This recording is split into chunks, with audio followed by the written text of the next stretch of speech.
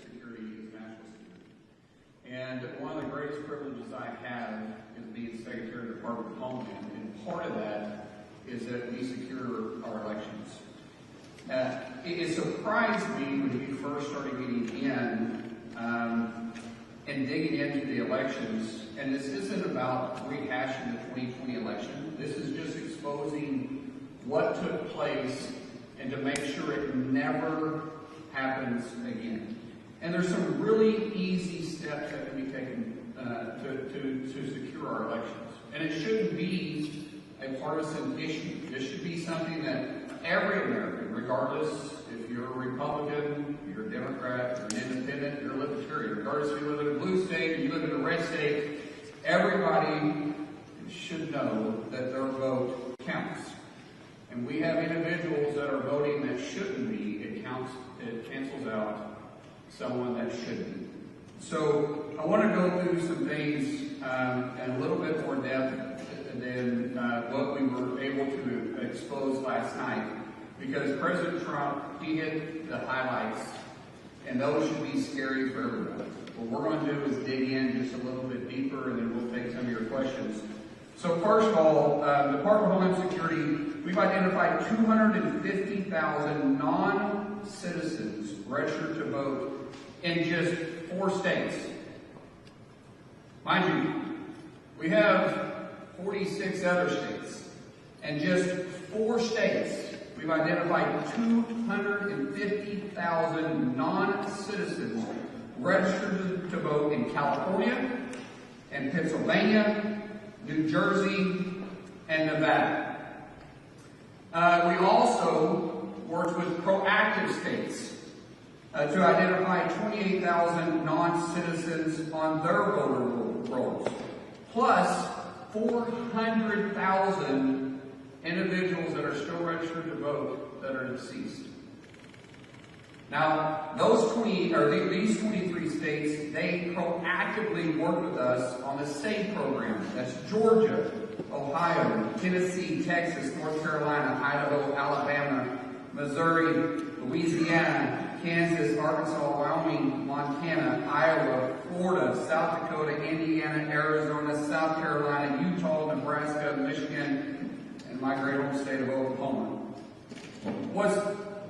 What's interesting to me is we're getting pushback from activist judges that are saying that, hold on, the SAVE Act or the SAVE program, they are trying to put a stop to. Currently, because of the SAVE program, we have a pending appeal because activist judges are saying, what? They don't want to secure our elections? Once again, how is this a part of a partisan issue? This shouldn't be a partisan issue. This should be that any judge and any God-fearing individual that loves this country should want to make sure that our elections are secure. And we have created inside DHS the SAVE program that allows states to proactively look at their rolls. And so when you have 278,000 individuals that are non-citizens registered to vote, plus 400,000 that have already been identified just in 23 states, what can we find? We have all 50 participating with us. We know, talking about our machines, we know for sure that our foreign adversaries, not our allies, foreign adversaries have parts that are vital pieces in our voting machines. We know that they can access what they consider the key to the back of these machines. We know that they can change voter registration and your vote. We know it's possible. There's not a question. It's not even for debate. One thing that I love about numbers and I love about facts is they don't lie.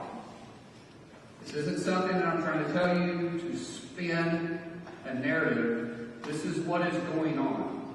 And what we are saying is that every state should partner with us to work to secure this. Once we identify the problem, Everybody should be informed. Working with Secretary Lutnick, we are going to make our security enhancements mandatory, meaning that if these states want a grant and they want to be reimbursed to work or to run federal elections, they're going to have to implement security issues. Just security issues. We're not trying to get into anything else, but we're saying that the machines have to be secure and that your voter registration list needs to be scrubbed.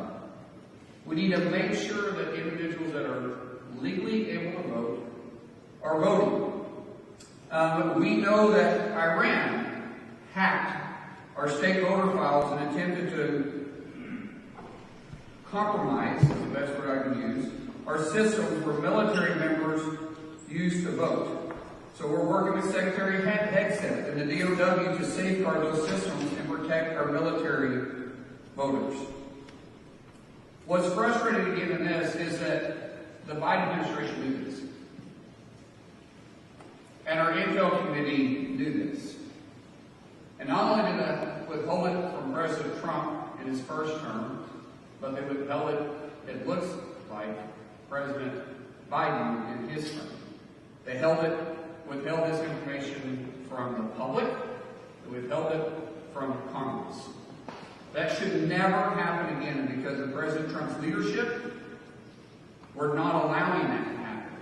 We're telling the American people not to scare them, but to ensure them that we are watching it. We're taking it serious. We will secure our elections. Underneath President Trump's directive, he has gave the Department of Homeland Security and myself the tools and the resources we need to secure the elections. But we have to have the states partner with us. If they choose not to, then the voters should hold them accountable. When I was sworn in just over 100 days ago by President Trump, and I can tell you honestly, I haven't quit smiling. I think this is the greatest job that I could possibly have. I said at that time that I'm going to fight for your yard and your backyard like I do mine, regardless if it's a blue state or it's a red state. Department of Homeland Security isn't just keeping you safe on your streets, but we're keeping our voters safe and our elections safe. But we can only do that if we have full participation. Right now, as I said, we only have 23 states participating in this. Out of just 4 blue states, to repeat that number, we found 250,000 non-citizens registered to vote.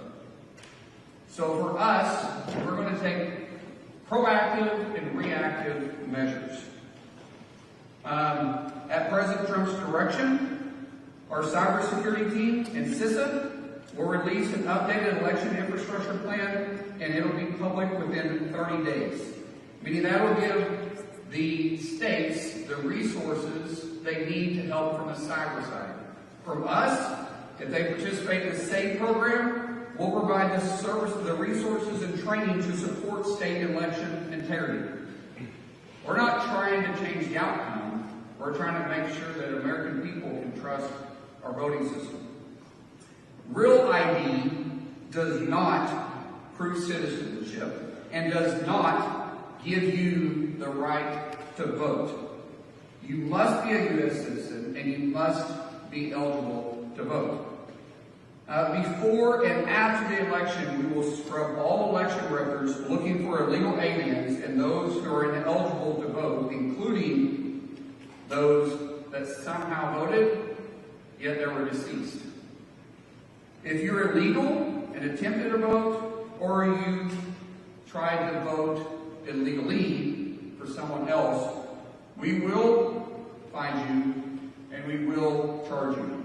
Illegal voter registration and illegal voting both carry penalties up to 5 years in prison and up to $250,000 in fines. We will pursue maximum pressure on this. To let you know, we will be proactively looking at early voting, and then after post-election, we will continue to scrub all those that did vote.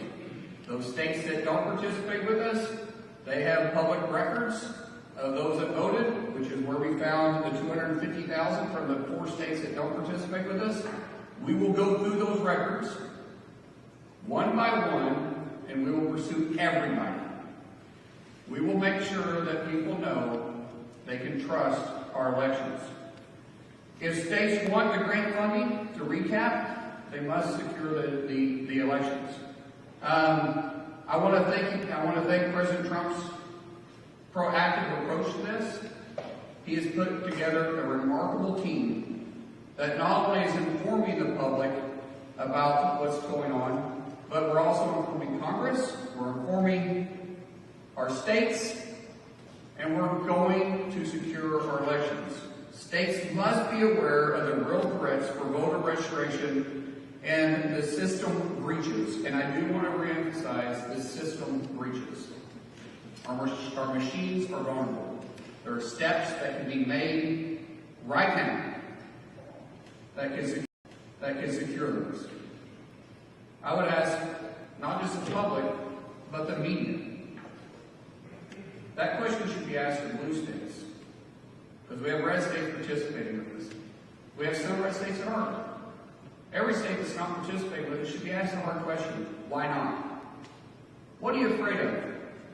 If they're not willing to do it, it should raise serious questions. It's not that hard. This isn't a partisan issue. So in conclusion, to recap, under President Trump's leadership, DHS is well prepared to support all states, red states, blue states, and local election officials ahead of the midterms. States must do their part to secure our election system, and we stand by to help. If you are an illegal, or you're voting illegally, we will hunt you down, we will find you, and we will prosecute you. The American people must have confidence in our elections. Election security is not a partisan issue, and Homeland Security, we're here to support everyone. The American people, the states, even the media, to get access and the information they need to hold the states accountable. So with that, I'll open up for questions. Yes, ma'am.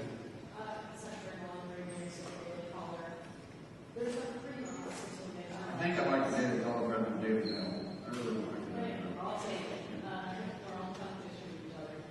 There's about 3 months until midterm elections. I'm sure people are watching President Trump's speech last night, they're watching their remarks today, and they're feeling uneasy about casting their vote in the midterm elections.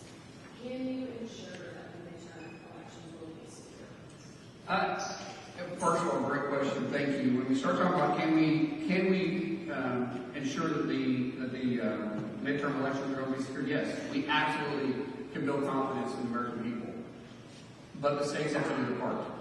I will tell you, the states that choose not to participate in the state program and they choose not to participate in securing the elections, we will make sure that we make those states a priority to look at who voted in their states and hold then the election officials accountable.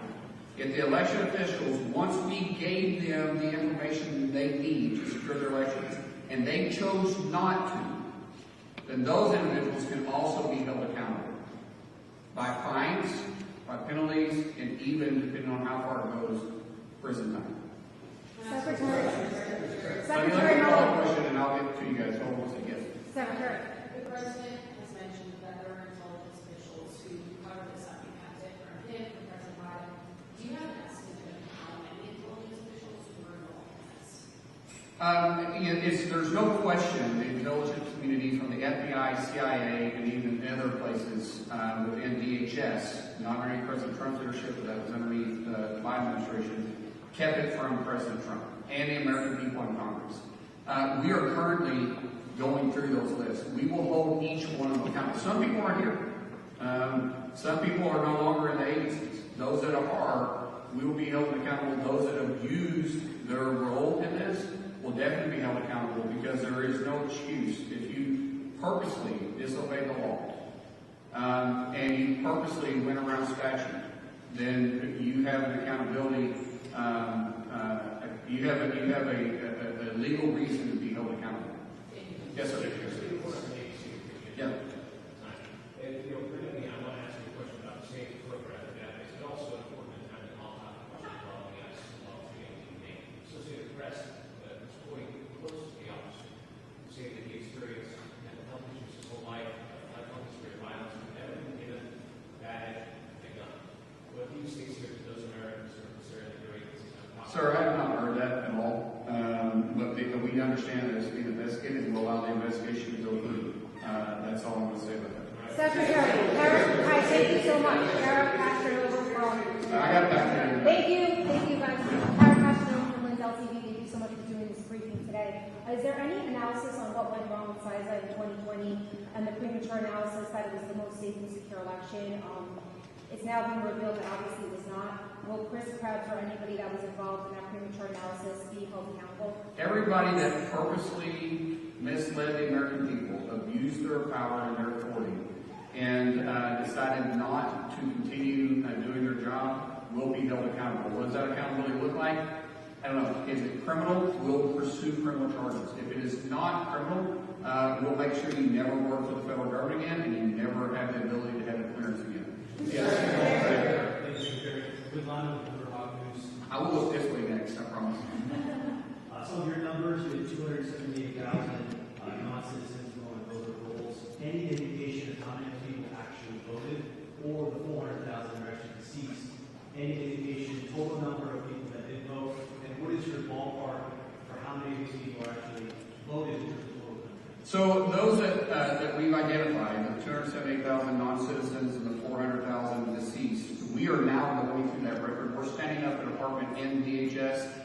Heather Honey, who has done a great job exposing all this and working with the team together.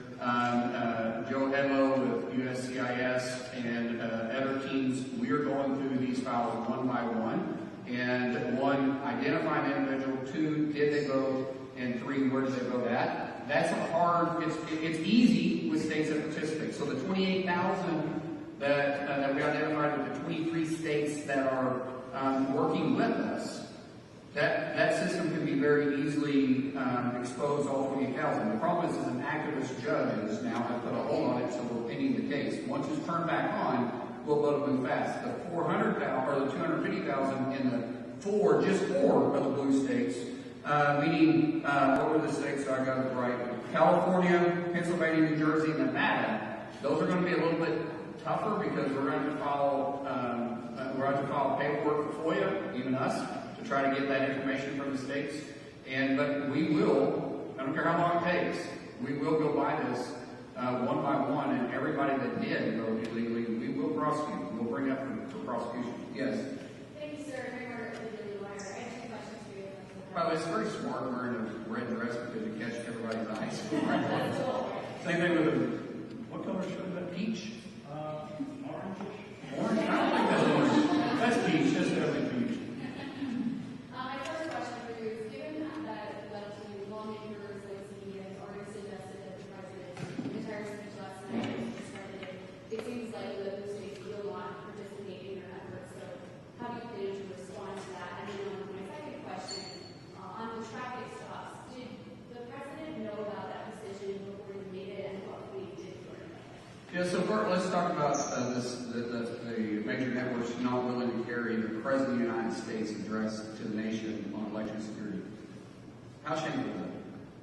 I think it was ABC, NBC, and I don't know if CBS carried it. So ABC and NBC not carrying that? Why? What are they trying to cover up? Why wouldn't they want to inform the American people? Why are they calling themselves a news outlet if they're not actually trying to put the news out there? We wasn't giving spin on the election. The president wasn't trying to relitigate what happened in 2020, although we definitely could at this point. The president was giving facts. What we have exposed, what the Biden administration covered up, what the intelligence community held from the American people, Congress, and the executive branch, and we're putting it out there. And yet, two major networks didn't want to cover it? I think the question really should say why. Because they sure covered the other part of it when they were saying that it was the most secure election ever. What facts did they have? Because they didn't have facts. They were taking someone's word for it. President Trump gave facts. Today we're giving facts. When you start talking about the president and I are very close. I was texting with him this morning. He and I are there's no daylight between us and the enforcement. In fact, we have ramped up our enforcement and our arresting illegals. Just to give you some numbers on this so everybody knows, and I want to get them correct, so I brought it with me. Last year total in 2025, we deported, now these are not including self-deportations. These are just ones that we had to go through. We had to arrest, we had to go through the system, and we had to deport, and they tried to stay inside the country, and they had no legal status to do it. 442,637 total deported last year in 25. To date, well, these are yesterday's numbers. We have 403,294 that we've done in 2026. Our arrests are up. We're hitting single-day records every single day. But what we've done is I've turned down the temperature of the stove to try to get it correct without boiling over. We're trying to perfect our ability to work with local law enforcement, state law enforcement, and get illegals and criminals off our streets. 70% of the arrests we do daily are felons or have pending felony charges. 70%. We should all be able to work together with that. Total removals is 3 million.